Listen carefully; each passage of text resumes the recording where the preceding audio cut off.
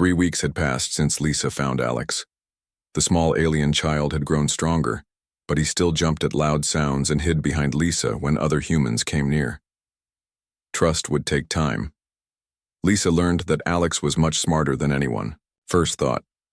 When she showed him how to use the computer tablet, he figured it out in minutes. When she drew pictures to teach him English words, he remembered them all. But the most amazing thing was how he understood machines. "Look at this," Lisa said to Dr. Collins one morning. She pointed to the broken air filter that had been giving them trouble for weeks. Alex fixed it. Peter stared at the machine. It was working perfectly now. How did he know what was wrong? I don't know. He just looked at it for a few minutes, then started moving parts around. Now it works better than before.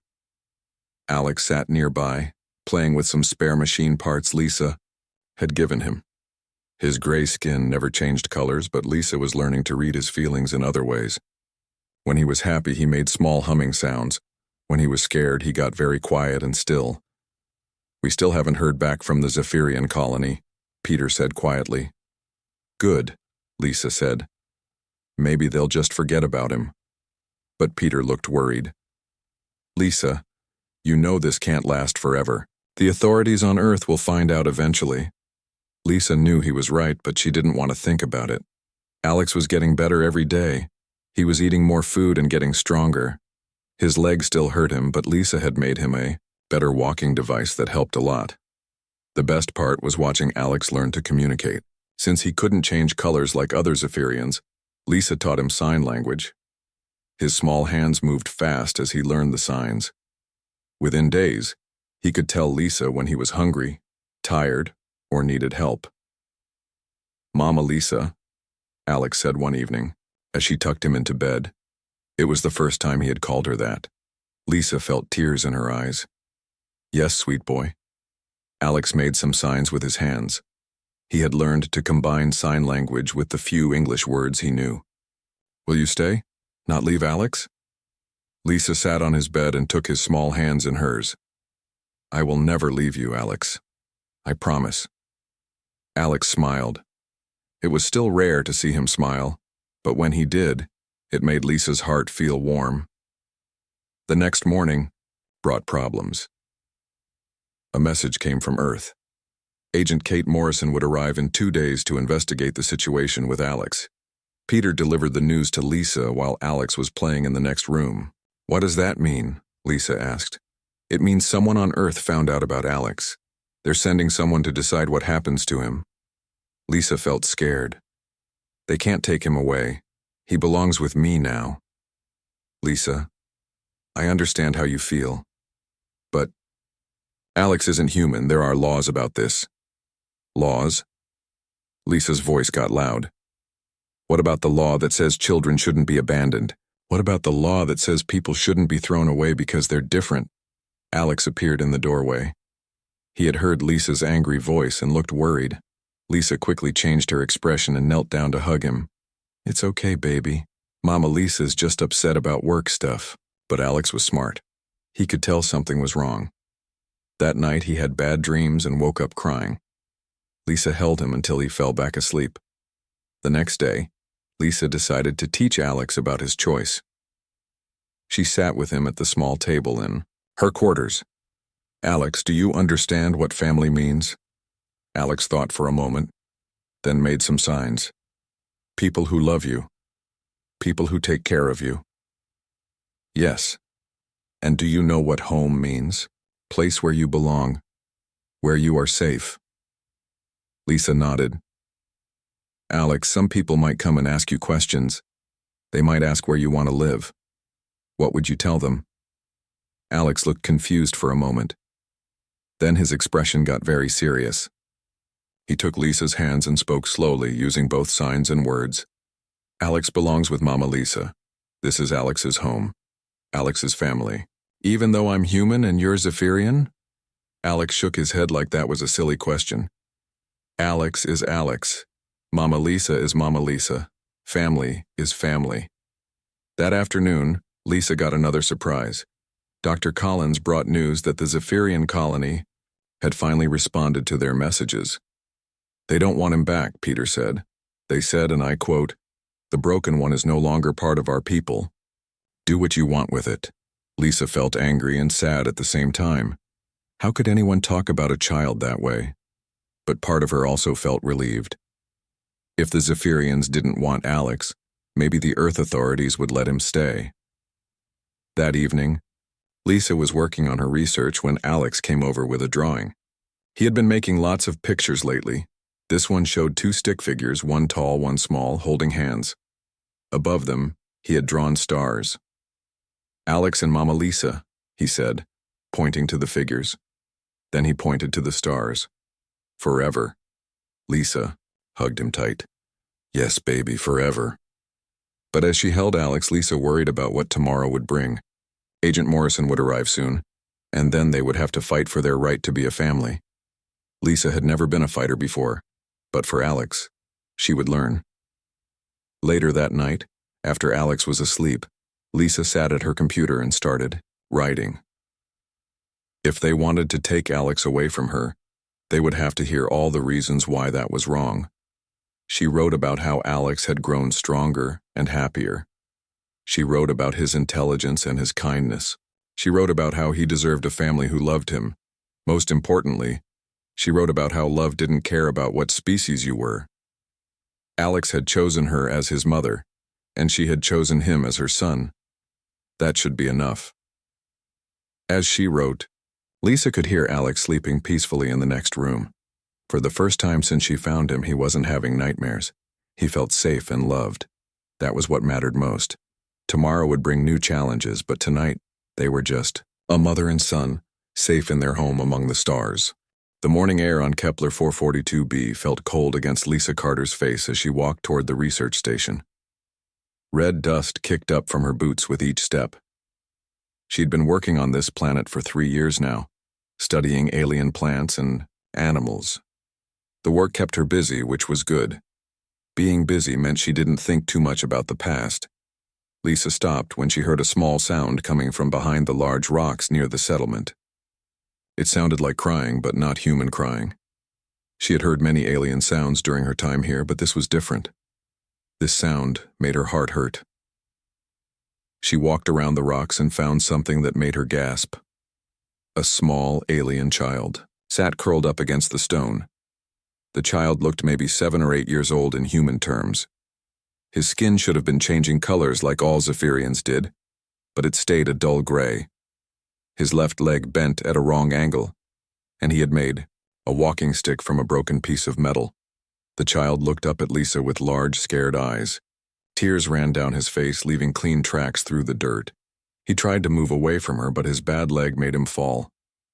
"Hey, it's okay," Lisa said softly. She knelt down but didn't get too close. "I won't hurt you." The child stared at her. He opened his mouth, but no words came out. Lisa noticed his skin stayed the same gray color. All Zephyrians changed colors when they felt things. Happy made them blue. Scared made them red. But this child's skin never changed. Lisa looked around and saw a piece of paper stuck under a rock. She picked it up and read the words written in broken human language. "Cannot care. Bring shame to clan. Please help small one." Her heart broke. Someone had left this child here. They had thrown him away because he was different. "You poor baby," she whispered. The child seemed to understand her tone even if he didn't know the words. He stopped trying to crawl away. Lisa knew the rules. Humans were not supposed to take alien children. There were laws about this. But looking at this scared, hurt child, she couldn't think about rules. She could only think about helping. "Can you walk?" she asked. The child pointed to his bad leg and shook his head. Lisa could see the leg was badly formed.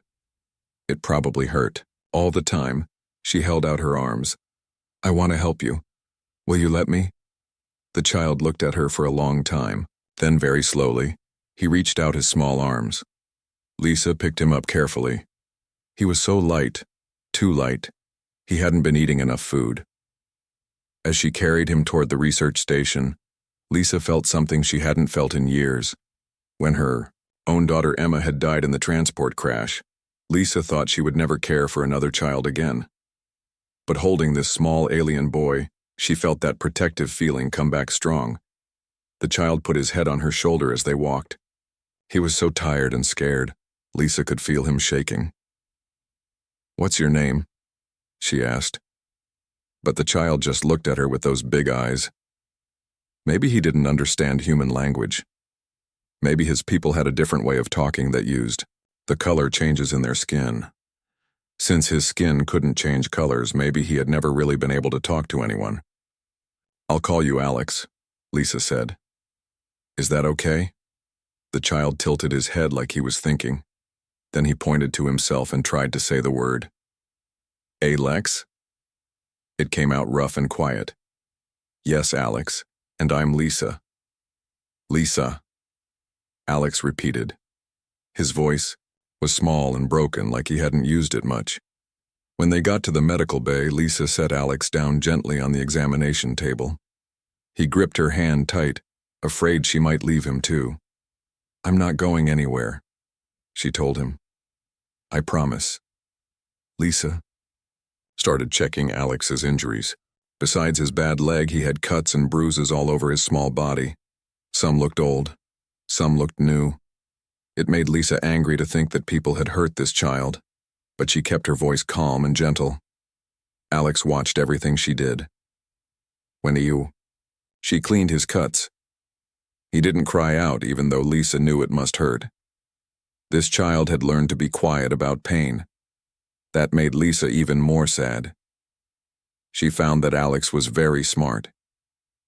When she showed him the medical tools, he understood what they were for right away. When she drew pictures to explain what she was doing, he drew pictures back to show he understood. Dr. Peter Collins came into the medical bay while Lisa was wrapping Alex's leg in a proper brace. "Lisa, what is this?" Peter asked. He looked worried. "I found him abandoned outside the settlement," Lisa said. "Someone left him to die." Peter ran his hand through his gray hair. "You know we can't keep an alien child here. There are rules about this." "Look at him, Peter," Lisa said. "He's just a baby. He's hurt and scared and alone." Alex seemed to sense they were talking about him. He moved closer to Lisa and grabbed her arm. His gray skin still showed no colors, but his fear was clear in his eyes. "The Zephyrian colony is only 50 miles from here," Peter said. "We should contact them." "They're the ones who abandoned him," Lisa said. "Look at this note." Peter read the paper and his face got sad. "Because of his disability? Because he's different.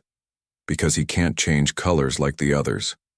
Lisa looked down at Alex, who was listening even though he probably didn't understand all the words. "They threw him away like garbage." Peter was quiet for a long time. Finally he said, "We'll try to contact the Zephyrian leaders. But until we hear back from them, the child can stay here, just temporarily."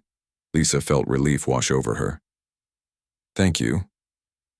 That night, Lisa set up a bed for Alex in her quarters. He didn't want to let go of her hand as he fell asleep. She sat beside his bed and watched him breathe. For the first time in 3 years, Lisa felt like she had a purpose beyond just her work. She didn't know it yet, but this small alien child would change everything. Not just for her, but for humans and aliens across the galaxy. Sometimes the most important moments in history start with one person deciding to show kindness to someone who needs help. Alex slept peacefully for the first time in his short life, safe in the care of someone who saw him not as broken or shameful, but as a child who deserved love. Lisa sat at her computer for hours that night, typing and retyping the same words. She was filling out the official adoption papers for Alex. Every question seemed designed to make things harder. Species of child, Zephyrian. Legal status, unknown. Biological parents, abandoned child. Her hands shook as she typed. This was the most important thing she had ever done. The next morning, Agent Morrison called another meeting. This time she looked different, less cold, more thoughtful. She had been watching Lisa and Alex for 3 days now, and something was changing in her mind. "Dr. Carter, I've reviewed your adoption application," Morrison said. "I have to tell you This is almost impossible under current law. Lisa's heart sank, but she tried to stay strong. Almost impossible isn't the same as completely impossible. No, it isn't. Morrison looked at Alex, who was sitting quietly beside Lisa, drawing pictures. I've also been watching how you two interact. I've seen how the child responds to you, and how you care for him. Alex looked up from his drawing. It showed Lisa and him standing together under a blue sky. He had drawn other people around them, Dr. Collins, some of the other scientists, all smiling. Family, Alex said, pointing to the picture. Morrison stared at the drawing for a long time. I've been doing this job for 8 years, she said slowly. I've seen a lot of custody cases, both human and alien. I've never seen a bond like this. Lisa felt a tiny bit of hope. Agent Morrison, Kate. Call me Kate. Morrison sat down across from them.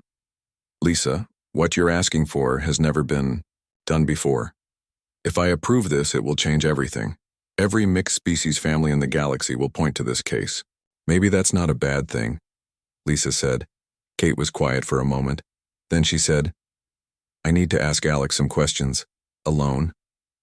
Lisa felt scared, but Alex squeezed her hand. It's okay, Mama Lisa. Alex can talk to Kate. Lisa waited outside the meeting room for 30 minutes. It felt like 30 hours. When the door finally opened, Alex ran to her and hugged her tight. What did you tell her? Lisa asked. Alex told truth.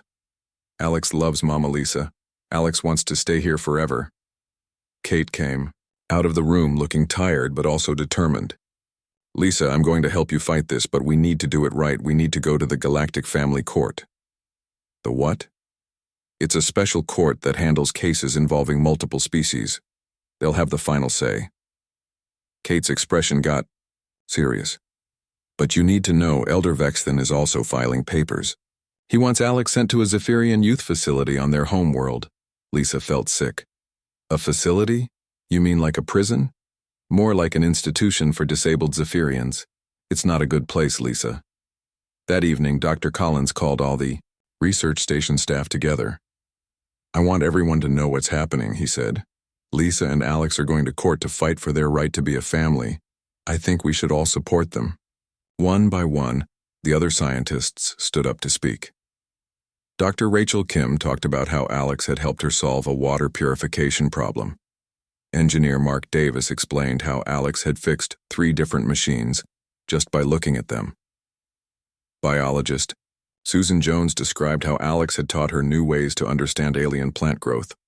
This boy has made all our lives better, Dr. Collins said. He's not just Lisa's family. He's part of our community. 2 weeks later, they all traveled to the space station where the Galactic Family Court was held. Alex had never been on a big space station before. His eyes got wide looking at all the different aliens walking around, some with scales, some with fur, some that looked like walking trees. So many different people, Alex said, making signs as he spoke. All living together. Yes, Lisa said. That's what makes the galaxy beautiful. Everyone is different, but we can all be friends. The courtroom was huge, with judges from 5 different species sitting at a high table. Elder Vexton sat on one side with 2 other Zephyrians. Their skin kept changing colors, mostly dark reds and purples that Lisa knew meant anger. Lisa sat on the other side with Alex and Kate. Dr. Collins and the other scientists sat behind them for support. The head judge was a tall, blue-skinned alien with 4 arms. She spoke in a voice that sounded like music. This court will decide the custody of the minor known as Alex, she said. Both parties will present their cases. Elder Vexton spoke first. His skin flashed red as he talked. This defective child brings shame to the Zephyrian people. It cannot function in our society. The human woman has contaminated it with her alien ways. It should be placed in a proper facility where it cannot cause more damage to our species. Lisa felt Alex's hand grip hers tighter. She looked down at him and saw tears in his eyes. Then it was their turn. Kate stood up first. Your Honors, this case is about more than custody. It's about the right of a child to choose love over rejection. Alex was abandoned by his birth family because of his disability. Dr. Carter found him dying and nursed him back to health. She has given him a home and education and, most importantly, unconditional love. Kate sat down and Lisa stood up. Her legs felt shaky, but her voice was strong. Your Honors, I didn't plan to become Alex's mother. It just happened. When I found him scared and hurt and alone, I couldn't walk away. Over these past months, I've watched him grow from a frightened, silent child into a happy, brilliant boy. He's taught me as much as I've taught him. We are a family in every way that matters. Then came the most important moment. The judge with 4 arms looked at Alex. Child, do you understand what this court is deciding?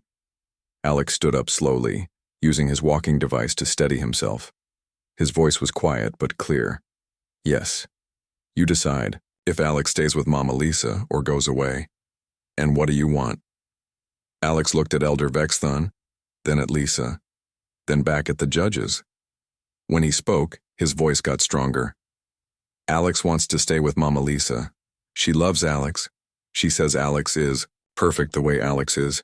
She makes Alex feel safe and happy. Alex paused, then continued. Elder Vexthon calls Alex broken, but Alex is not broken. Alex is just different. Different is not bad. The courtroom was completely quiet. Even Elder Vexthon's skin stopped changing colors. Alex has family now, the boy continued. Real family. People who love Alex and want Alex to be happy. That is what matters, not what color Alex's skin is, not what planet Alex comes from. Just love. The judges talked quietly among themselves for a long time. Finally, the head judge spoke. This court will consider all evidence and testimony. We will announce our decision tomorrow. That night, Lisa barely slept. Alex curled up next to her, in their small room on the space station. He seemed calmer than she felt. Mama Lisa worried? He asked. A little bit, she admitted. Alex not worried. Alex knows truth. Love is stronger than rules. Lisa hugged him tight and hoped he was right. Agent Kate Morrison stepped off the transport ship with a serious look on her face. She was tall and wore a dark blue uniform that marked her as someone important from Earth. Lisa watched from the window as Kate walked toward the research station. Her stomach felt sick with worry. Remember what we talked about, Lisa whispered to Alex. He sat beside her, holding her hand tight. His gray skin looked paler than usual, and Lisa could tell he was scared. Alex nodded and made some signs with his free hand. Alex stays with Mama Lisa. Alex is safe here. That's right, baby. Dr. Collins met Agent Morrison at the entrance.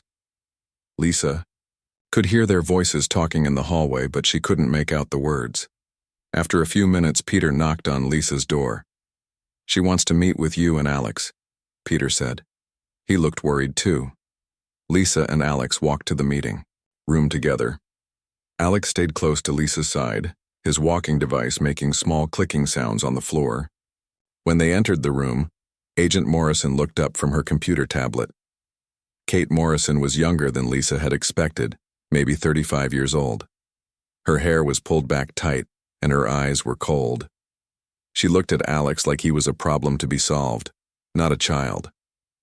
Dr. Carter, I'm Agent Morrison from the Colonial Administration.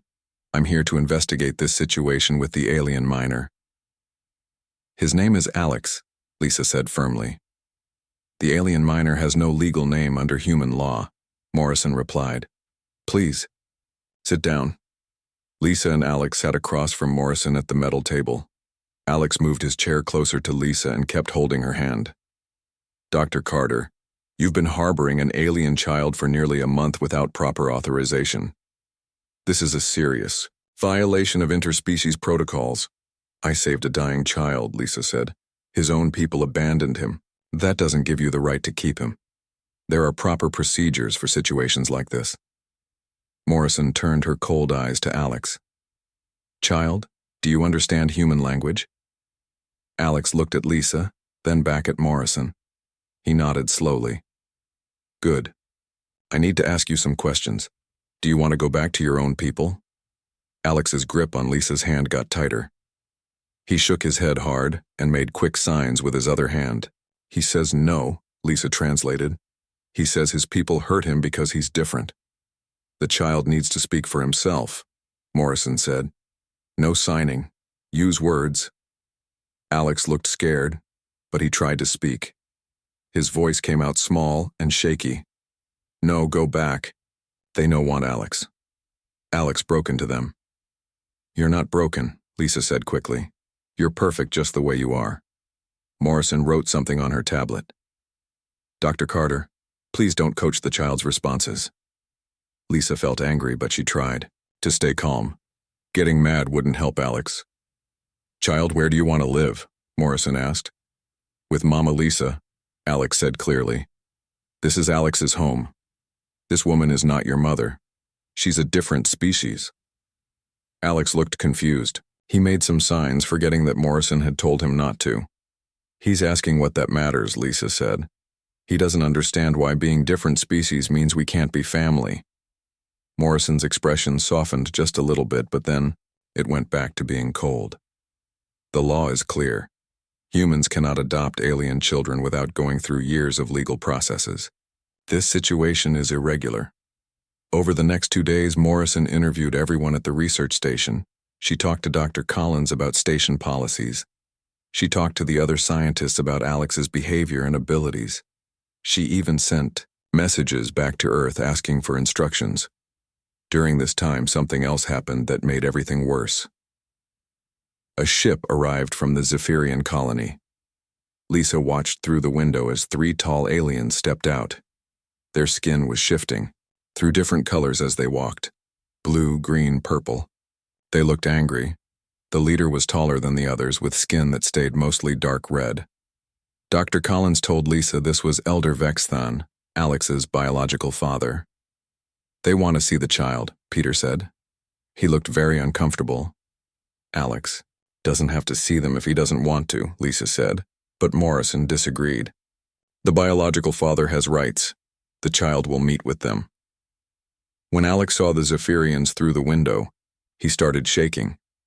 He hid behind Lisa and made scared sounds like a hurt animal. No, no, no, he whispered. Alex, no go. Please, Mama Lisa. Lisa knelt down and held Alex tight. I won't let them take you, I promise. The meeting happened in the main conference room. Elder Vexthan stood tall and proud, his skin showing colors that Lisa knew meant anger and disgust. He looked down at Alex with cold eyes. This is the defective one, Vexthan said in accented English. It brings shame to our bloodline. Alex pressed closer to Lisa. His whole body was shaking now. He's not defective, Lisa said. He's brilliant, and kind and brave. It cannot change colors. It cannot speak properly in our way. It is broken. Vexathan's skin turned darker red. We came only because humans have contaminated it. This insults our people. You abandoned him, Lisa said, her voice getting louder. You left a child to die because he was different. We left a broken thing that could not survive in our world. You should have let nature take its course. Alex made a small crying sound. Lisa felt so angry she could barely speak. Agent Morrison watched all of this with a strange expression. She was taking notes, but Lisa could see that the Zephyrians' words were bothering her too. Elder Vexthan, Morrison said, do you want to take custody of the child? We do not want the broken one, but we demand it not be raised by humans. This pollutes our species. Then what do you suggest? Send it to a facility, somewhere it cannot shame us further.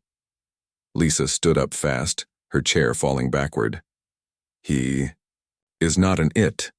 He's a little boy with feelings and thoughts and dreams. How can you be so cruel to your own child? Vexathan's skin flashed bright red. It is not my child. My child would be perfect, as Zephyrians should be.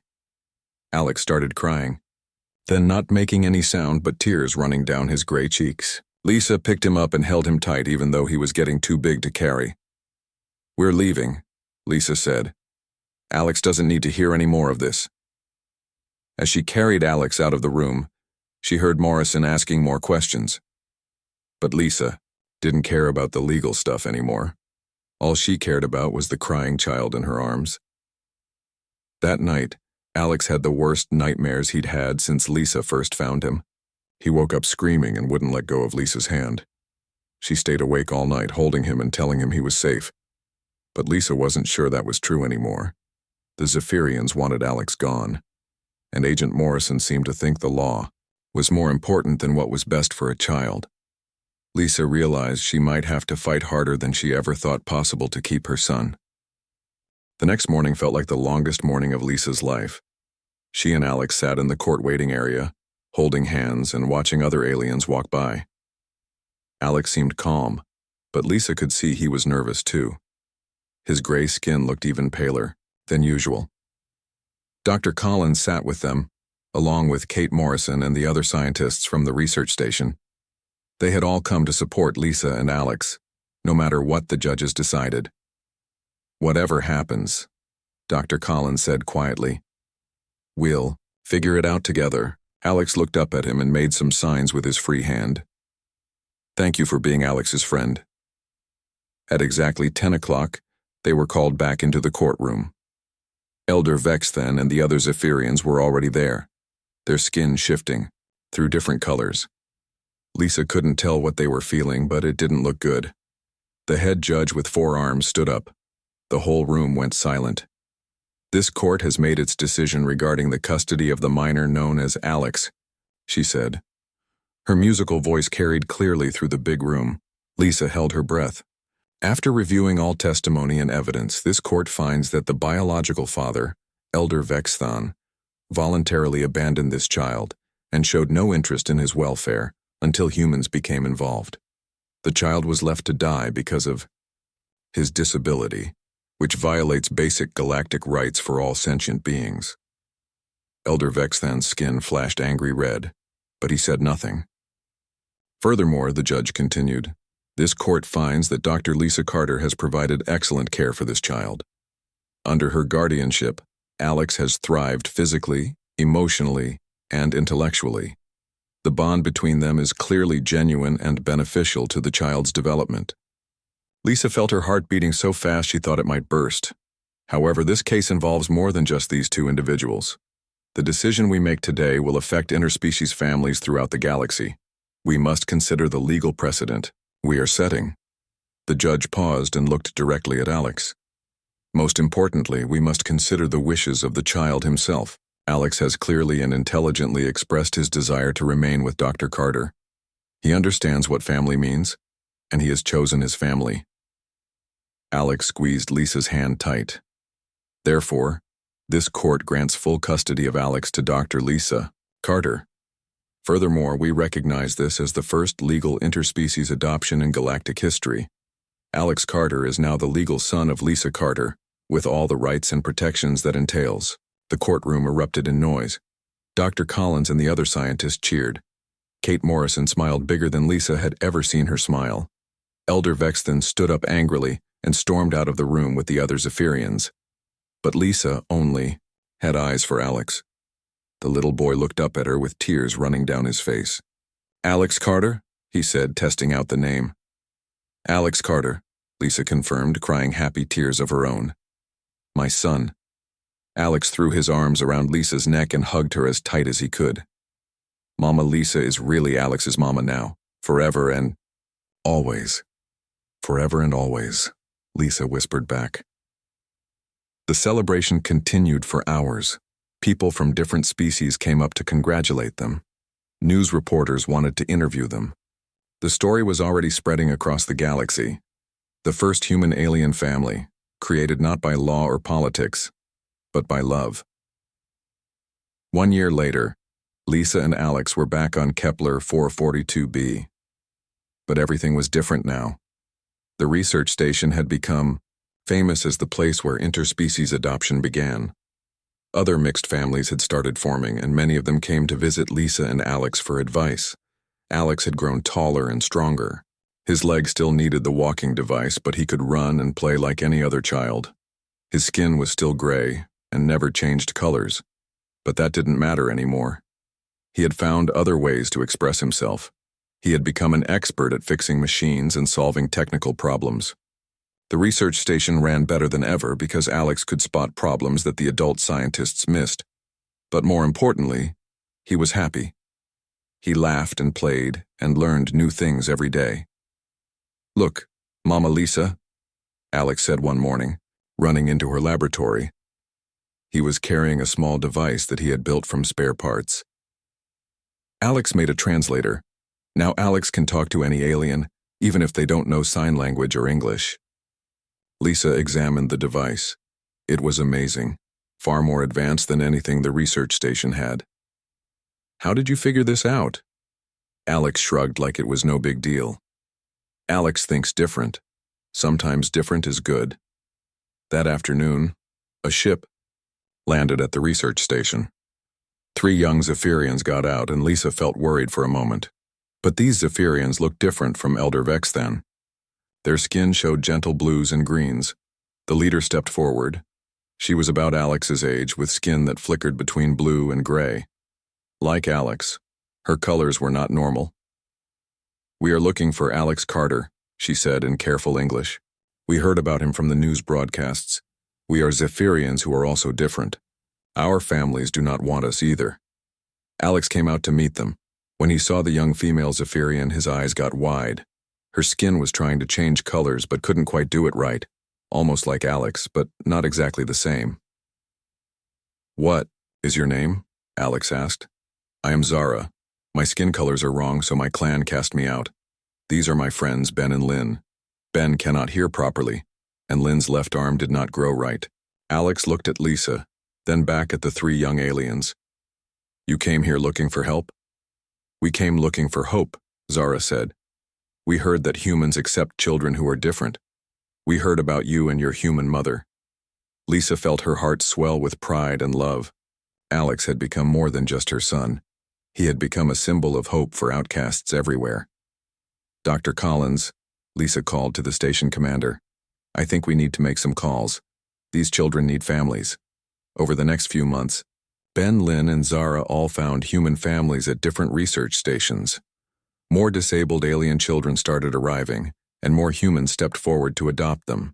What had started with one abandoned child and one lonely woman had grown into a movement that was changing the galaxy. Alex became the unofficial ambassador for interspecies adoption. He traveled to different worlds, speaking to both humans and aliens about acceptance and love. His gray skin and walking device made him instantly recognizable, and his story gave hope to families everywhere. One evening, as Lisa tucked Alex into bed, he looked up at her with serious eyes. "Mama Lisa, do you think Elder Vexthan ever thinks about Alex?" Lisa considered the question carefully. "I think he might. And I think maybe someday he might realize what he lost when he threw you away." "Alex feels sorry for him," Alex said. "He missed out on having Alex as a son. That makes Alex sad for him," Lisa smiled. Even after everything Elder Vexthan had done, Alex could still feel compassion for him. That was the kind of person her son was, kind, forgiving, and full of love. "You are an amazing boy, Alex Carter," Lisa said. Alex learned from Mama Lisa. Mama Lisa taught Alex that love is the most important thing. As Lisa turned off the lights, she thought about how much their lives had changed. She had gone from being a lonely scientist to being the mother of the most famous child in the galaxy. But more than that, she had learned that family wasn't about biology or species or being perfect. Family was about choosing to love someone and never giving up on them. Alex fell asleep with a smile on his face, safe and loved in his home among the stars. And somewhere out there, other children who were different were finding families too, all because one little alien boy and one human woman had proven that love really was stronger than any law or custom or prejudice. The galaxy was becoming a better place, one family at a time.